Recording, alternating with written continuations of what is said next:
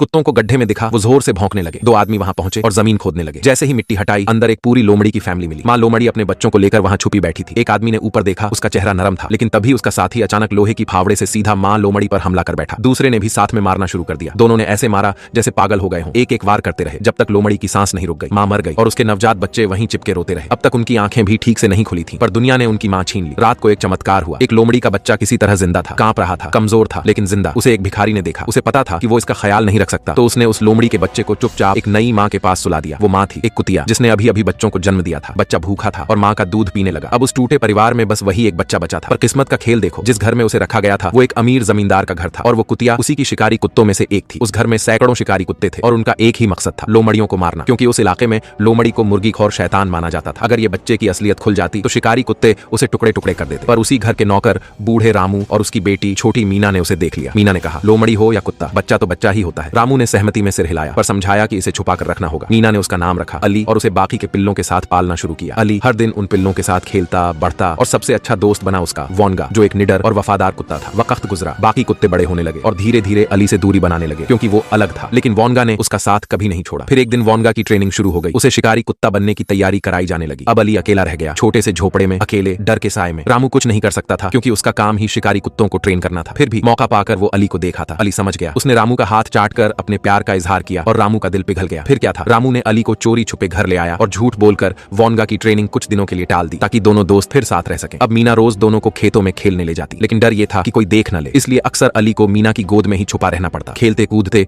उसकी आजादी कम होती जा रही थी। फिर एक दिन वोनगा ने झुंझलाकर कहा, अब बहुत हो गया, चल फोड़ फाड़ करते हैं। वो अली को लेकर सीधा घर के किचन में घुस गया। कभी रोटियां चुराई, कभी कुर्सी काटी, कभी सोफे की धज्जियां उड़ाई। अली भी मजे में आ गया। लेकिन जैसे ही दोनों मस्ती में थे, घर वाले लौट आए। वोनगा ने भौंक कर अली को इशारा किया, भाग यहाँ से। घर का हाल देखकर मालकिन भड़क गई और साफ कहा, घर में अब सिर्फ एक ही रह सकता है। मीना ने बहुत समझाया, रामू ने भी मिन्नत की, पर माँ तो माँ होती है। उसका घर बर्बाद हुआ था। अगले ही दिन वोनगा को भेज दिया गया ट्रेनिंग पर, और अली फिर अकेले झोपड़ी में कैद हो गया। वोनगा लोहे के पिंजरे में बैठा बाहर झांकता रहा, अली को ढूंढता रहा, पुकारता रहा, पर अली अब डर गया था। उसकी आवाज अगर किसी शिकारी कुत्ते ने सुन ली तो जान से जाएगा। अली अब चुपचाप रात को खिड़की के पास आता और वोनगा को बस देखता रहता, बिना आवाज, बिना हरकत। फिर एक रात अली अचानक गायब हो गया। न किसी को पता चला, न डायरेक्टर ने फिल्म में दिखाया वो गया कहाँ। वोनगा अब ट्रेनिंग में भी मन नहीं लगाता था, हर वक्त अली की याद में खोया रहता। रामू और मीना कुछ कर नहीं पा रहे थे, बस चुपचाप उसका दर्द देख रहे थे। फिर एक दिन रामू को कुत्तों के कमरे से कुछ हलचल सुनाई दी। वो दौड़ कर गया और सामने जो देखा, उसके पैरों तले जमीन खिसक गई।